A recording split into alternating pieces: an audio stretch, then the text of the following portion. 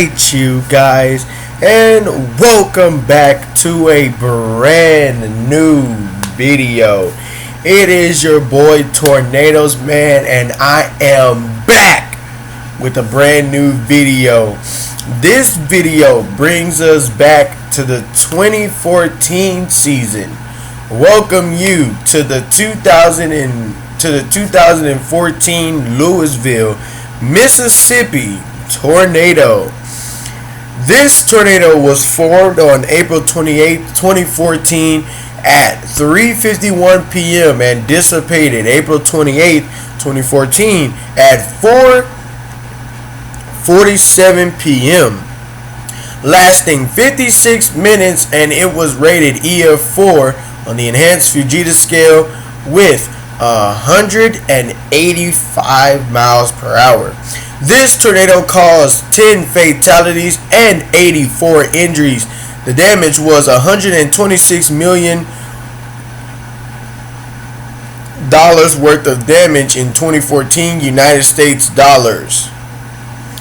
Areas affected was LaCavia County, Noshalaba County, and Winston County, particularly in Louisville.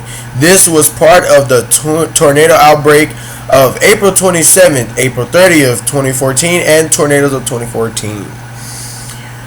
Our article: on the afternoon of Monday, April 28, 2014, a large, destructive, and deadly EF4 infected a major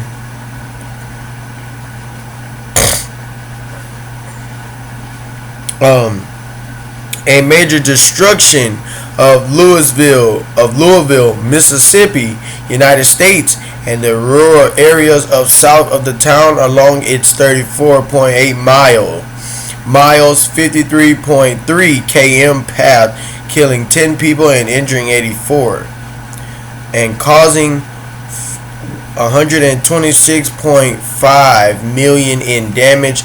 The tornado reached a peak width of 1,320 yards, 1,210 m.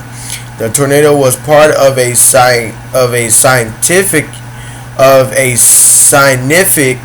4-day tornado outreach that spanned from April 27th to April 30th and was the second strongest tornado of the outbreak, reaching an estimated peak winds of 185 miles per hour, 298 km per hour, the strongest being the violent and long-track EF4 tornado that tracked through the central Arkansas the previous day.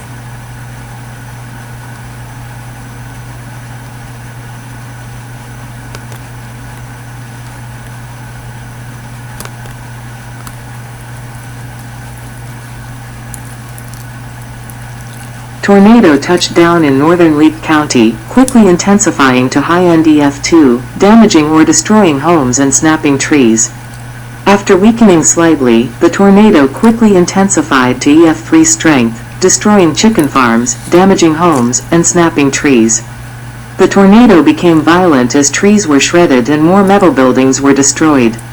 The tornado continued to inflict significant to violent damage, damaging or destroying homes, demolishing metal building systems, and razing numerous trees. The tornado weakened down, continuing to destroy chicken homes and damaging several more homes as the tornado entered Louisville. The tornado intensified to low-end EF4 intensity, inflicting severe damage to several industrial buildings and destroying numerous homes. For the remainder of the path, an apartment complex was destroyed, homes were mostly damaged or destroyed, several businesses were demolished, and extensive forestry damage occurred. The tornado dissipated northeast of Louisville.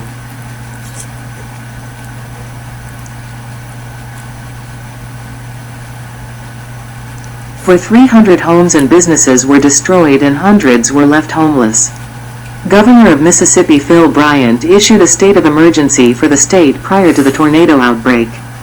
President Barack Obama declared a major disaster for Mississippi after the severe weather event. Mississippi National Guardsmen were deployed to towns and communities affected by the tornado outbreak, including Louisville, and a temporary medical care facility was set up as the town's hospital was severely damaged.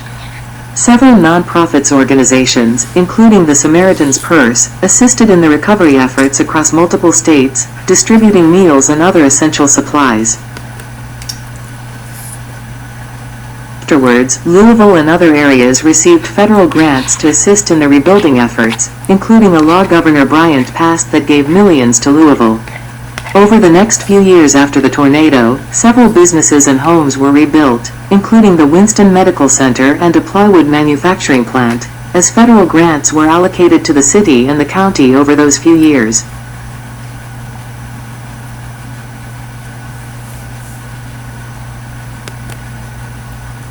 Meteorological synopsis. In article, Tornado Outbreak of April 27 to 30, 2014 section Meteorological Synopsis. High-risk convective outlook issued by the Storm Prediction Center at 1919 Coordinated Universal Time on April 28. April 23, the Storm Prediction Center, SPC, issued a Day 6 outlook for potential severe weather, with the SPC noting that a significant, multi-day severe weather event was expected from the central to southern plains to across Dixie Alley. Expectations were that a surface front and dry line should advance into the Mississippi Valley, where several supercells could evolve ahead of the front from Louisiana to as far east as central Tennessee, with tornadoes and large hail possible with the warm sector convection. 2. On April 24, a deep surface cyclone was forecasted to move across easterly through the Central Plains, and curving frontal position should extend along the Kansas-Missouri border and into southern Texas.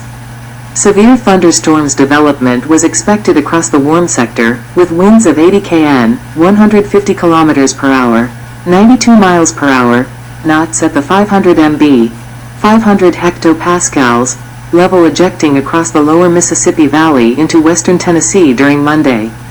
3.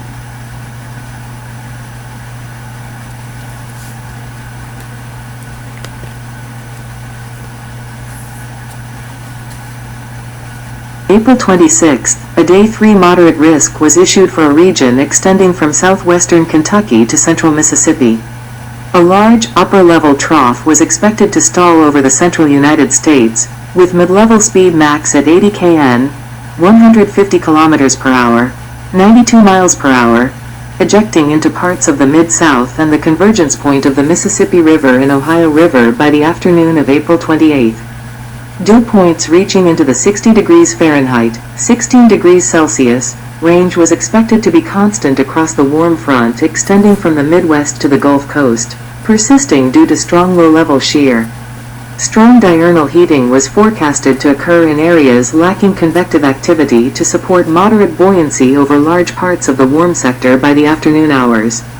Low to deep layer shear was expected to be strong due to the mid-level speed max. The SPC noted that parts of the lower Mississippi Valley had the greatest risk for a high-end severe risk, with numerous storms likely over the area possibly stemming from the regenerative convective clusters along the dry line and convective outflow. With strong wind shear and surface dew points reaching into the 65 to 68 degrees Fahrenheit, 18 to 20 degrees Celsius, range, several supercells and significant tornadoes were likely, along with large hail and damaging winds. 4.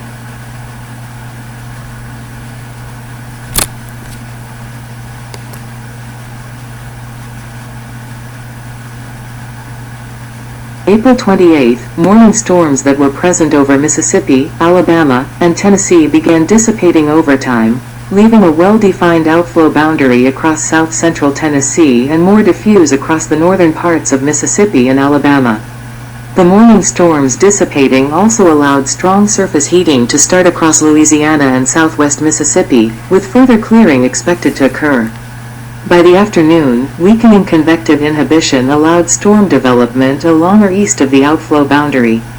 Mid-level convective available potential energy, CAPE, was expected to be near 2000 J per kilogram, with strong bulk shear of 50 to 60 kN, 93 to 111 km per hour, 58 to 69 miles per hour, storm relative helicity at 200 to 300 milliseconds 2 per square second, and subtle forcing favored a discrete or cluster supercells mode. With all these variables, at 2:19 p.m. Central Daylight Saving Time, the SPC upgraded to a high risk for most of central Mississippi and parts of Alabama, accompanied by a 30-hatched risk for strong to violent tornadoes. 5.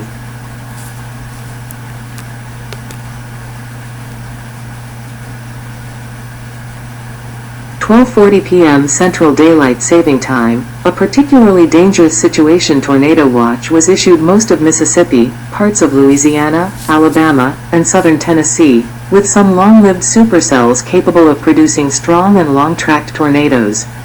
The tornado watch noted that surface-based storms were beginning to develop in Louisiana and Mississippi as more clearing occurred and atmospheric destabilization continued.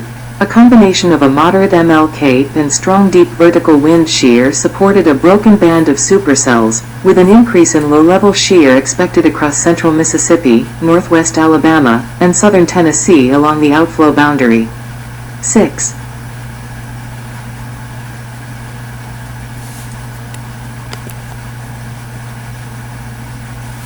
At 3:49 p.m. Central Daylight Saving Time, numerous discrete and cluster supercells were moving northwest from central Mississippi into northwest Alabama, with the damaging Tupelo EF3 tornado already occurring within the past hour as more discrete supercells initiated south into central Mississippi, suggesting that these storms will more likely remain separated for a few more hours, increasing support for long-tracked and significant tornadoes. Local observations showed an expected strengthening of the wind profiles and additional support from the low-level flow associated with surface pressure deepening, boosting storm relative helicity. Strong to violent tornado damage was expected over the next few hours with the most potent supercells. 6.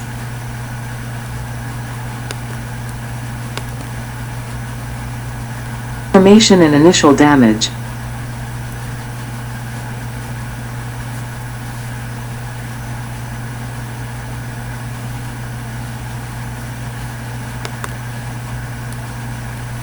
Tornado touched down north of Coosa in Leake County at 3:51 p.m. Central Daylight Saving Time, snapping and uprooting several softwood trees at mid-range EF1 intensity. The tornado intensified to high-end EF2 strength, with estimated wind speeds of 130 miles per hour, 210 kilometers per hour. A mobile home along McGeetown Road was destroyed, 3 vehicles were thrown and trees were downed. The tornado crossed Highway 25, maintaining high-end EF2 intensity. A metal building system experienced complete destruction.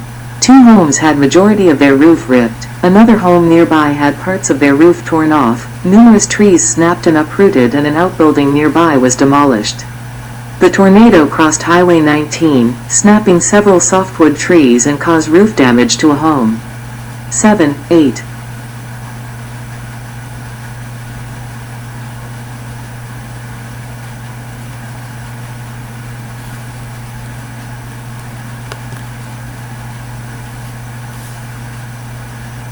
At 3:58 p.m. Central Daylight Saving Time, the National Weather Service office in Jackson, Mississippi issued a radar-indicated particularly dangerous situation tornado warning for Attala, Neshoba, and Winston counties. 9. The tornado weakened to high-end EF1 strength, traversing through rural areas of southern Winston County, snapping and uprooting several trees and overturning a motorhome. At the same time, storm chasers reported that a large, multi-vortex tornado was on the ground. With the confirmation that a large and potentially violent tornado was on the ground, NWS upgraded the PDS tornado warning to a tornado emergency for the same aforementioned counties at 4:03 p.m. Central Daylight Saving Time. 9. Then the tornado intensified slightly, snapping several softwood trees at EF2 intensity along Walter Sisson Road. The tornado turned northeast and crossed Goldman Road, quickly intensifying to mid-range EF3 strength. 7. Peak intensity track and through Louisville.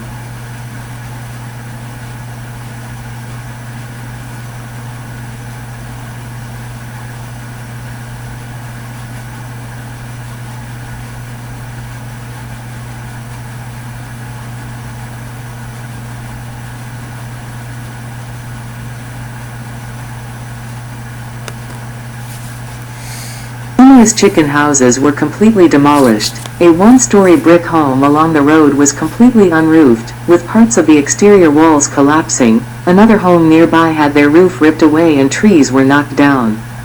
The tornado weakened slightly, crossing Plattsburgh Road at low NDF3 intensity. A large home was unroofed and had its exterior walls torn down, with several other homes experiencing significant damage from the tornado. The tornado then abruptly intensified to low NDF4 strength for the first time as it crossed Hartness Road. Violent forestry damage was inflicted as numerous debarked trees were extensively debarked. Nearby, 12 metal chicken homes were flattened and swept clean off their foundations, and another chicken home was destroyed. The tornado weakened to high NDF2 intensity, completely ripping away a roof off a home. A double-wide mobile home was destroyed, and several trees and power poles were snapped and toppled over. 7.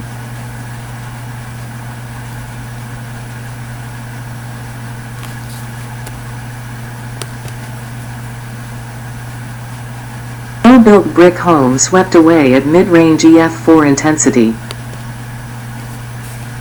Tornado strengthened again to low NDF4 strength, destroying several more chicken houses at wind speeds of 170 miles per hour, 270 kilometers per hour, and significantly snapping nearby trees.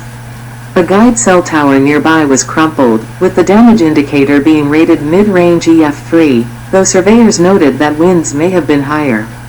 Then, the tornado impacted a small row of homes along Stanley Road, intensifying to peak strength of 185 miles per hour, 298 kilometers per hour. A brick home was flattened and blown away, leaving the chimney standing. Another well-constructed brick home nearby was demolished and swept clean, with heavy tree damage nearby. Several softwood trees near the peak damage indicator were shredded and heavily debarked. A double-wide mobile home was destroyed, and more trees were snapped. The tornado weakened to low NDF3 intensity, flattening a chicken house, with trees and power poles nearby snapping. 7. Tornado weakened to high NDF2 intensity as the tornado turned more northerly. Crossing Young Crossing Road, 2 double-wide mobile homes were completely demolished. A few brick homes was completely unroofed, couple other double mobile homes were rolled and destroyed, and several softwood trees were snapped. After weakening slightly, the tornado intensified to high NDF2 strength. A home along Amepa Road had large sections of its roof ripped away. The tornado then struck a neighborhood near Highway 15 at high NDF3 intensity. Several homes experienced heavy destruction, with a few of them leveled and swept away. The tornado intensified further to low NDF4 strength, impacting the Taylor Machine Works, destroying parts of the building. The tornado maintained low NDF4 intensity as it impacts the Winston plywood and veneer plant, leveling 2 metal industrial buildings and destroying the plywood mill on site. 7:10. Then the tornado impacts a neighborhood along Island Avenue, inflicting major destruction to this subdivision at high NDF3 intensity. Several homes were heavily damaged or destroyed, multiple cars were tossed into pileups, and an industrial building was destroyed. 2 fatalities occurred in this area. A 64-year-old woman was killed here after saving her grandson as their home was swept away, and 61-year-old man was found injured, but later succumbed to his injuries at the University of Mississippi Medical Center. 7, 11, 12.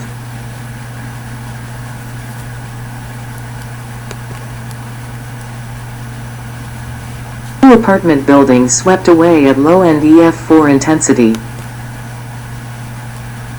Island Plaza Apartments was majorly impacted by the tornado as it struck at estimated wind speeds of 175 miles per hour, 282 kilometers per hour. Several apartment buildings were heavily damaged or completely flattened, with 2 buildings in particular being swept clean off their foundations. 2 fatalities occurred in the apartment complexes. 13, 12, nearby, the Calvary Apostolic Church was leveled by the tornado, with the church's fellowship hall and clinic being destroyed as well. 14. The Mount Bethel Olive Harmony Branch Association building was destroyed at high NDF3 strength, with the entire metal building being completely flattened. The Louisville Memorial Park took a direct hit from the tornado. Headstones in the cemetery were shifted or completely shattered as the tornado continued off northeast. 1-5. The tornado maintained high NDF3 intensity, impacting a row of homes along Cox Road. A well-constructed brick home was leveled and swept away at 165 miles per hour, 266 kilometers per hour. A double-wide mobile home was demolished, with the frame wrapped around a tree. Multiple softwood trees were debarked and denubbed severely, and several other homes were heavily damaged, with some losing their exterior walls, and power poles were snapped.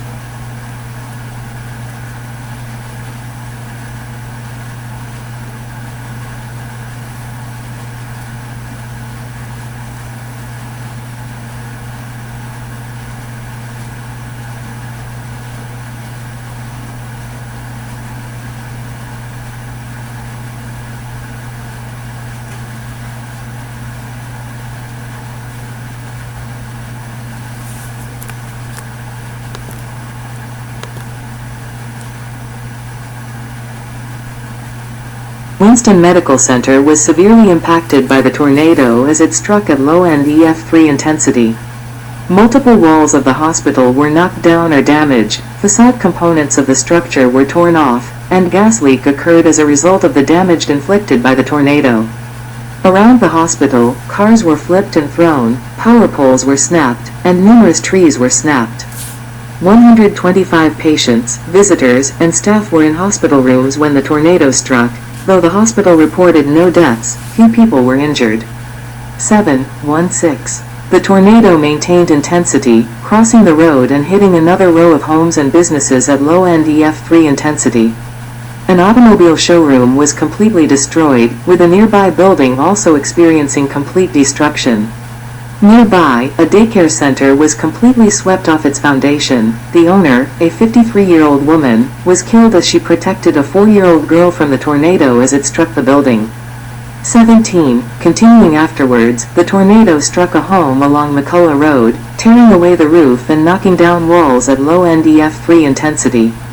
The tornado then leveled two poorly constructed brick and wooden framed homes further north and snapped numerous trees nearby the destroyed structures, with estimated wind speeds of 145 miles per hour, 233 kilometers per hour. 7-1-8.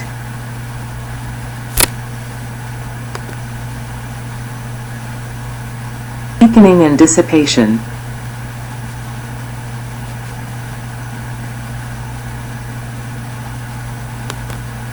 Well-constructed home completely swept away at high NDF3 intensity.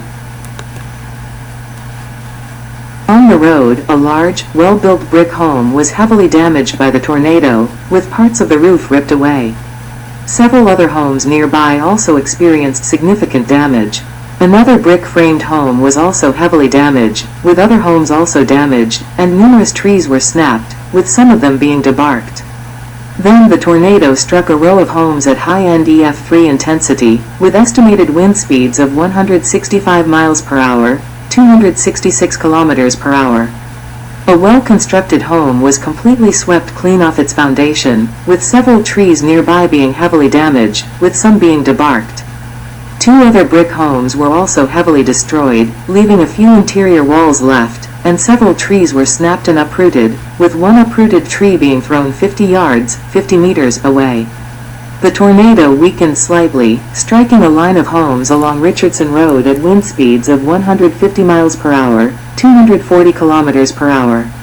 Several homes were heavily damaged, with a few homes having parts of their interior walls left. A shed was destroyed, and trees were snapped. Then the tornado struck a neighborhood along Wood Street, inflicting heavy destruction to several homes. Multiple homes were heavily damaged or destroyed, trees were splintered, and piles of debris were strewn across the ground. 7-19.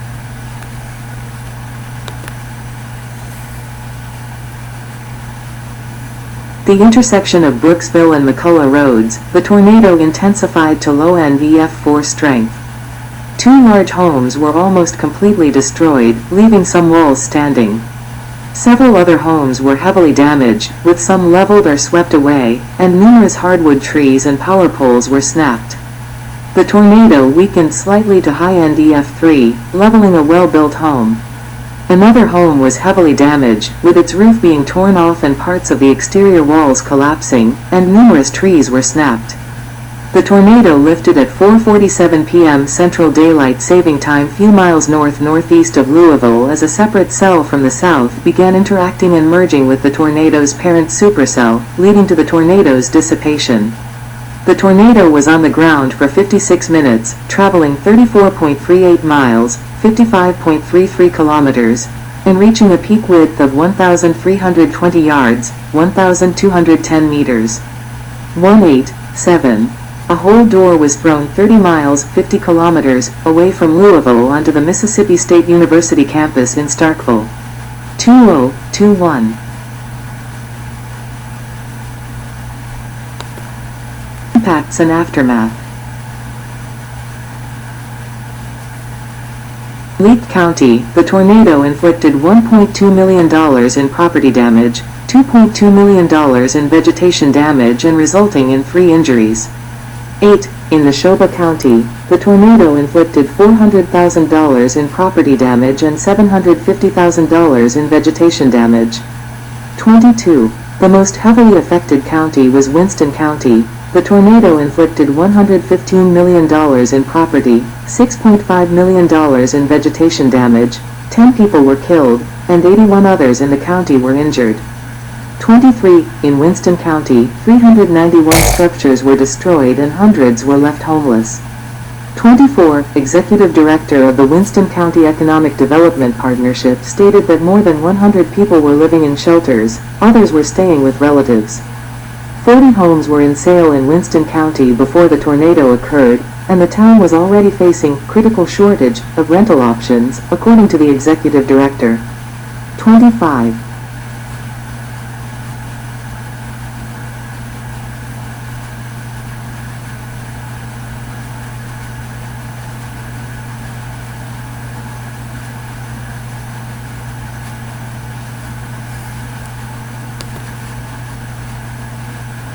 Mississippi Forestry Commission conducted a storm damage assessment on the forestry damage caused by tornadoes from the severe weather event using aerial detection flights. 31,854 acres, 12,891 hectares of forestry across Mississippi were affected by tornado outbreak, resulting in a timber damage of $14.3 million. In Winston County, 4,931 acres, 1,996 hectares of pine trees, 3,398 acres, 1,375 hectares of hardwood trees, 1,440 acres, 580 hectares of mixed trees were damaged, resulting in $6.5 million in timber damage in the county. In private non-industrial landowners areas, 3,877 acres, 1,569 hectares of pine trees, 3,072 acres, 1,243 hectares of hardwood trees, and 1,256 acres, 508 hectares, mixed areas were damaged, resulting in $5.5 million damage. The survey noted that these forested areas are unlikely to recover fully as other factors, including insects, diseases, and other stressors, tend to cause further timber damage. 2.6. Response. Aerial imagery of the Island Avenue neighborhood and the industrial park after the tornado the day after. Governor Bryant declared a state of emergency for Mississippi prior to the tornado outbreak, allowing state officials to station and deploy resources to areas affected by the emergency. The State Emergency Operations Center also has been partially activated by critical personnel.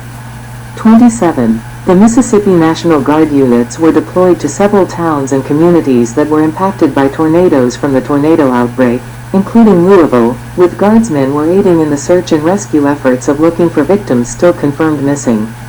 The National Guard was also patrolling the areas hardest hit by the tornadoes, along with setting up checkpoints and security.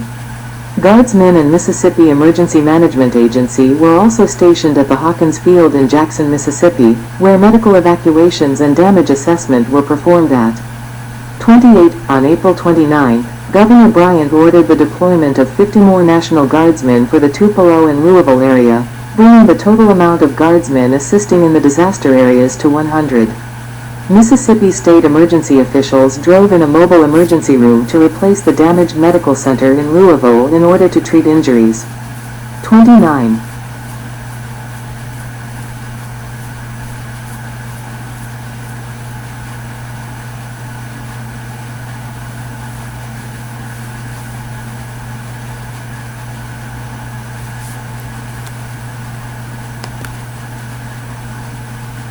April 30th, President Barack Obama declared a major disaster for Mississippi and ordered federal aid to help with state and local recovery efforts in the area affected by tornadoes, severe storms, and flooding from the severe weather event, with federal funding available for people affected in several counties, including Winston County. 30. On May 6, a temporary care facility was being set up 2 miles away from the Winston Medical Center along Church Street, with backing from Federal Emergency Management Agency, FEMA. The mobile medical facility was transported from North Carolina. The mobile hospital had 10 beds, 5-bed emergency department, an X-ray unit and full surgical capabilities. Essentials like electricity, water and sewer was connected to the mobile medical site, with the hospital expected to be fully operational in about 2 weeks. The temporary hospital was going to serve patients in the Louisville area until the Winston Medical Center was rebuilt. 31.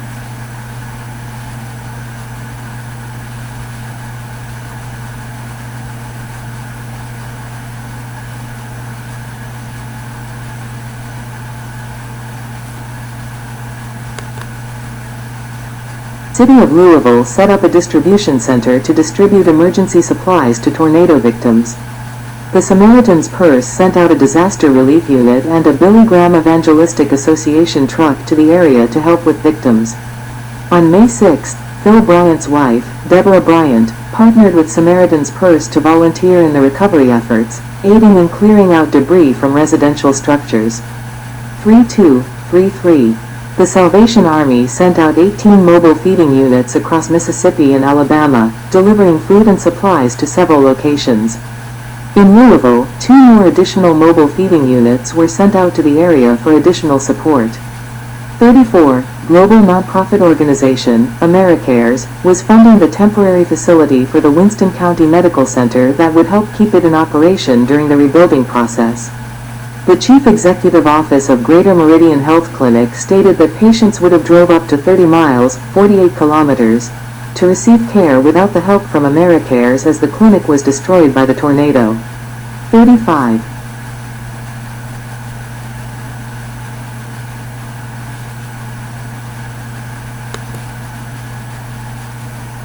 University of Mississippi Medical Center, UMMC, in Jackson, Mississippi, sent emergency responders, care providers and medical equipment to help attend and assist with tornado. MedCom, UMMC-based medical communications hub for Mississippi, began supporting local emergency management services and hospital providers by coordinating ambulances of patients to hospital. MedCom also played a role in relaying damage reports and real-time information to agencies like Mississippi State Department of Health and MEMA. With the likelihood of serious injuries, Chief Executive Office and other leaders activated UMMC's Emergency Operations Plan, which allowed adult and pediatric trauma rooms, emergency department capacity and operating rooms to be sent over.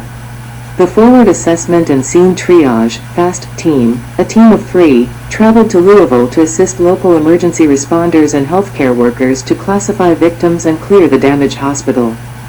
36.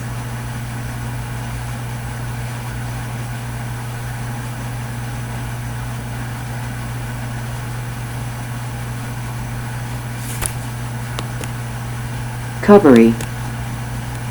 On May 12, the Mississippi legislature was met in a 3-hour session to approve $17 million to help pay for the recovery from disasters, including the tornado outbreak that occurred recently. Governor Bryant signed the funding measure, Senate Bill 2001, into law.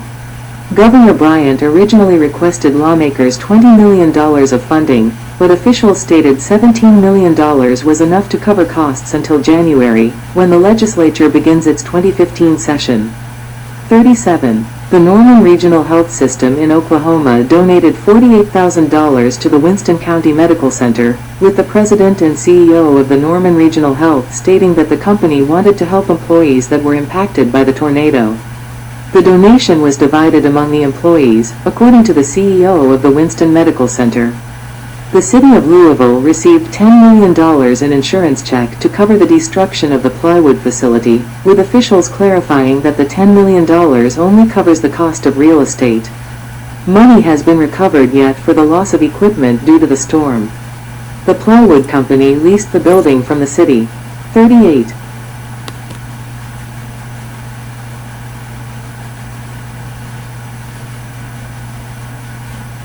September, Winston County Medical Foundation received a $1.09 million grant from FEMA.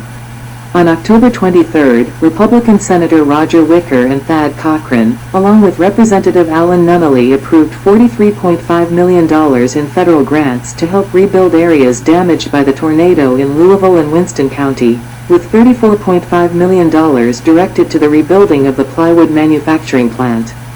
That reward will reimburse 75% of the cost to rebuild the plywood plant. FEMA informed the lawmakers that 4 FEMA public assistance grants have been approved to offset costs of the recovery efforts. 3 other grants that totaled $10.8 million was linked to the work of restoring medical care services to Winston County. A $4.9 million grant and $4.8 million grant were awarded to Winston County, supporting the replacement of 2 county-owned warehouses, including one removed to accommodate a mobile disaster hospital.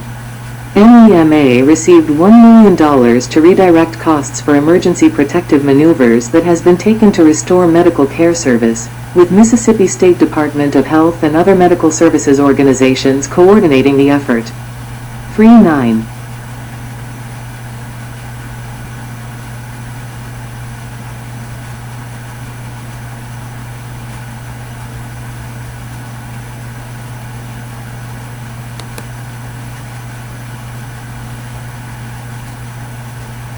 December 1, 2015, Senators Roger Wicker and Thad Cochran announced an extra $1.78 million federal grant to continue support the restoration of healthcare facilities in Louisville and Winston County.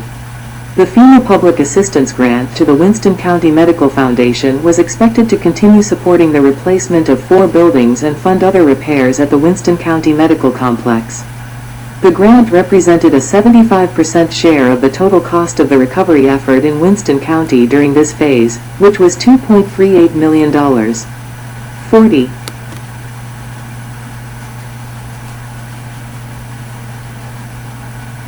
September 29, 2016, an investigation conducted by the Office of Inspector General discovered that the city, despite following the federal regulations and guidelines by FEMA when accounting for federal funding, failed in following the federal procurement standards in granting 12 contracts, totaling $23.9 million. The investigation also reported that the city also failed to take the necessary steps to use disadvantaged firms, not providing a full and open competition for a project management contract that totaled $600,000.